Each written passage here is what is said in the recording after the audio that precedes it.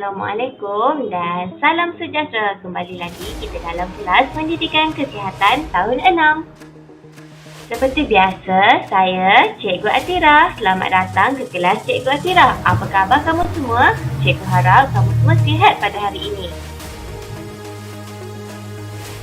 Tahniah dan terima kasih kerana hadir ke kelas pada hari ini. Ayo, semangat kita hari ini. Hari ini kita akan belajar Unit 2, Salah Siapa, tajuk Risiko Tingkah Laku Seksual, halaman 10 dan 11, buku teks Pendidikan Kesihatan tahun 6.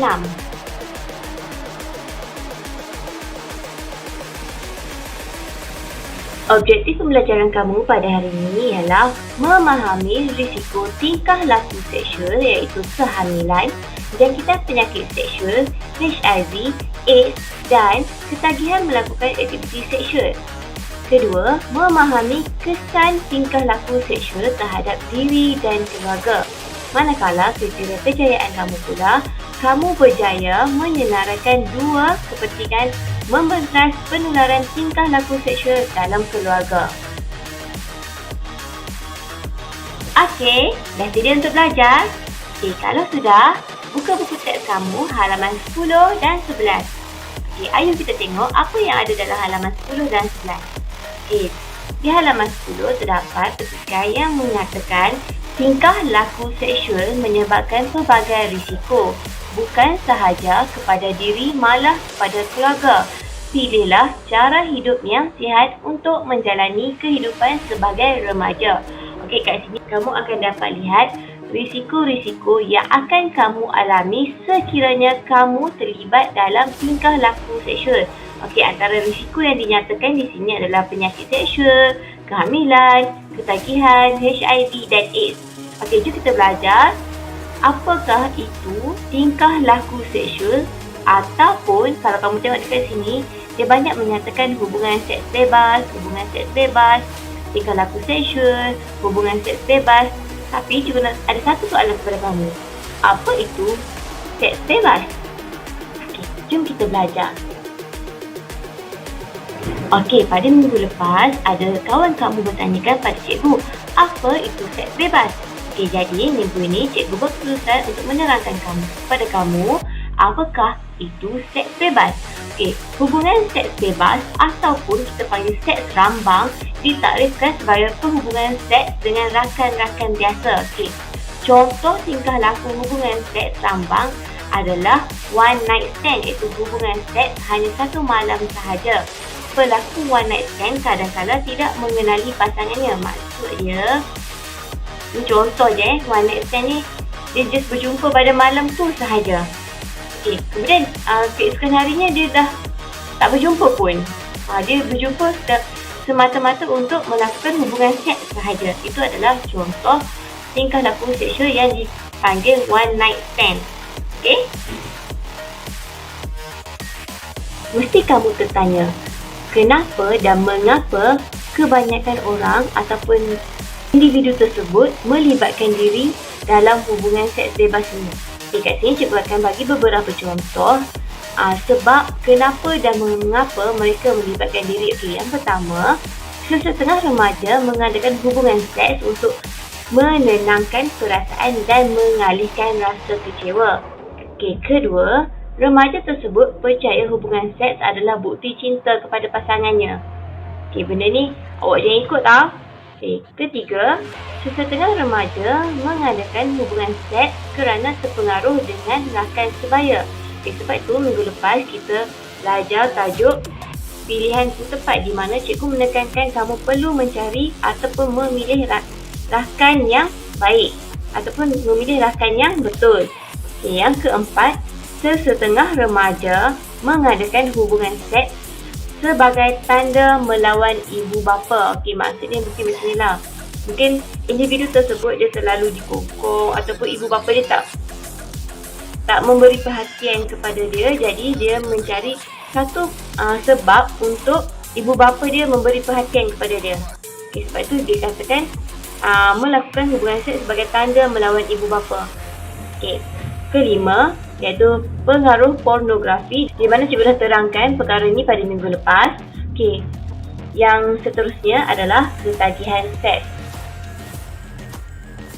Antara sebab lain ialah remaja tersebut mengalami masalah mental seperti kemurungan dan cemas. Jadi dia nak keluar daripada kemurungan tu, dia mencari seseorang, tetapi malangnya seseorang tu tidak membawa kebaikan kepada dia. Maksudnya dia tidak membuat pilihan yang bijak. Okey.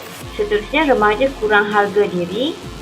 Hubungan seks berbilang pasangan dipercayai sebagai satu bentuk meningkatkan harga diri. Namun, hubungan seks ini mungkin meningkatkan harga diri remaja bagi dia, tetapi dia hanya kesan sementara sahaja. Okey. Seterusnya, individu tersebut mungkin mangsa penderaan seksual seperti mangsa rogus, juga mengadakan hubungan seks rambang sebagai cara untuk melupakan trauma yang dialami.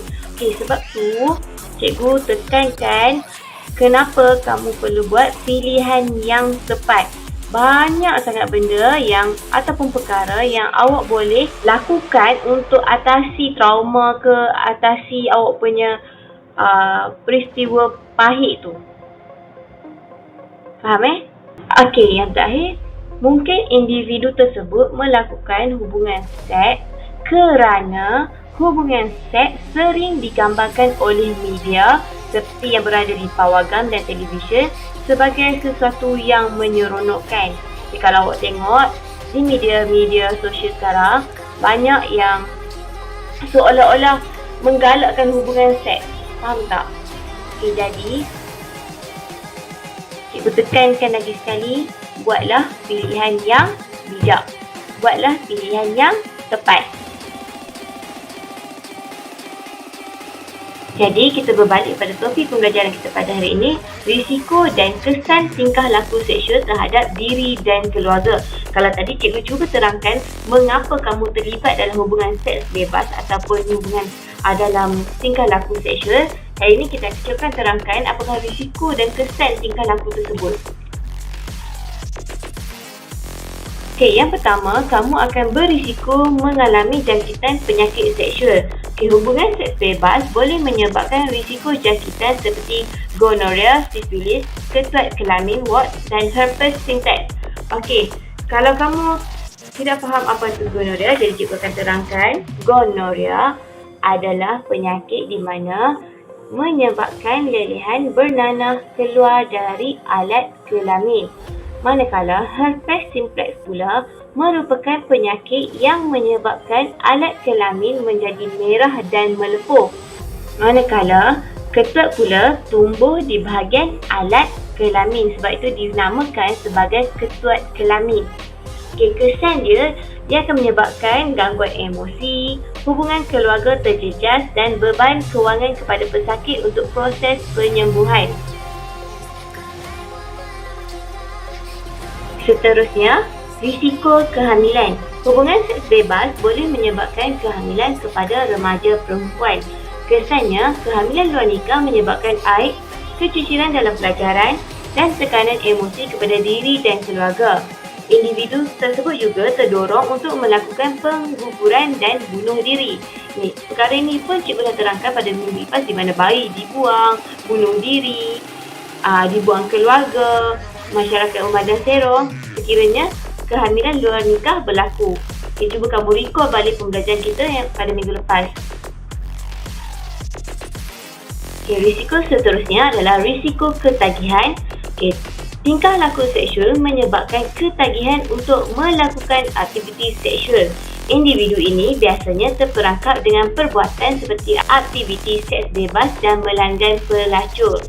Okay, kesan dia menyebabkan gangguan seksual dan jenayah seperti rogus, masalah psikologi dan emosi di rumah dan sekolah, keadaan diri tidak bermaya, lemah dan kurang tumpuan. Okey, kenapa terjadinya gangguan seksual, jenayah seperti rogus, masalah psikologi semua tu? Kerana seperti mana yang cikgu dah terangkan minggu lepas, sekiranya individu tersebut telah melayari laman web pornografi ataupun laman web lucah, individu tersebut akan berasa untuk melakukan perkara tersebut. Jadi dia akan mencari mangsa untuk melepaskan nafsu dia. Sebab itu terjadinya masalah rogus. Okey, faham Okey, seterusnya adalah risiko jangkitan HIV. Okey, hubungan seks bebas boleh menyebabkan jangkitan virus kurang daya tahan penyakit ataupun HIV. Okey, di mana yang memberi kesan kepada individu yang dijangkiti HIV biasanya dipandang serong oleh masyarakat. Situasi ini boleh menyebabkan tekanan emosi kepada diri dan keluarga. Pesakit juga mudah dijangkiti pelbagai penyakit lain kerana virus ini melemahkan sistem daya tahan tubuh untuk melawan penyakit. Dan yang terakhir adalah risiko dijangkiti AIDS. Okey, individu yang dijangkiti virus HIV berisiko tinggi untuk mendapat penyakit AIDS, iaitu sindrom kurang daya tahan penyakit, di mana memberi kesan peluang untuk sembuh sangat tipis. Tekanan emosi dan mental semakin meningkat sehingga penyakit terdorong untuk membunuh diri. Sebab dia dah tak tahan menahan sakit tu, jadi dia rasa bunuh diri lagi senang, dah tak perlu tanggung sakit. Sebab tu pesakit tersebut terdorong untuk membunuh diri kerana mereka dah tak tahan untuk menanggung kesakitan. Okey, cikgu ada satu soalan kepada kamu. Sebagai seorang remaja yang berjaya, apa yang perlu kamu lakukan? Okey, cuba kamu nyatakan pendapat kamu. Apa yang perlu kamu lakukan untuk mengatasi semua ini? Bagus dengan pendapat kamu. Okey, sekarang cikgu akan terangkan apa yang perlu kamu lakukan, apa yang kamu boleh lakukan. Seperti yang kamu tahu, segala risiko-risiko penyakit yang telah cikgu nyatakan tadi, kebanyakannya berpunca daripada hubungan seks bebas, kan? Jadi, bagaimana kamu nak atasi daripada terjebak dalam melakukan hubungan seks bebas?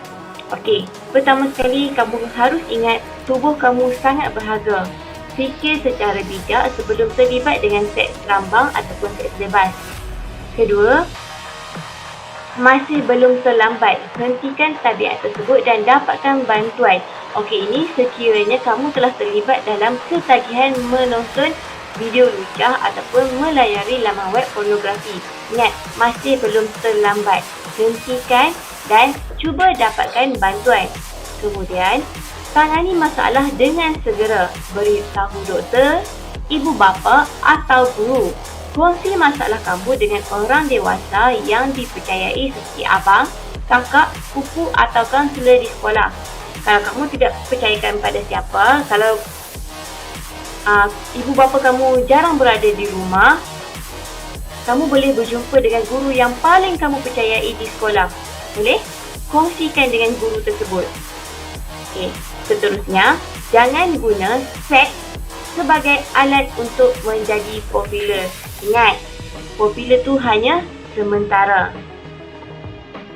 Okey, akhir sekali, pelajari kemahiran untuk mengatakan tidak apabila dipaksa melakukan hubungan seks.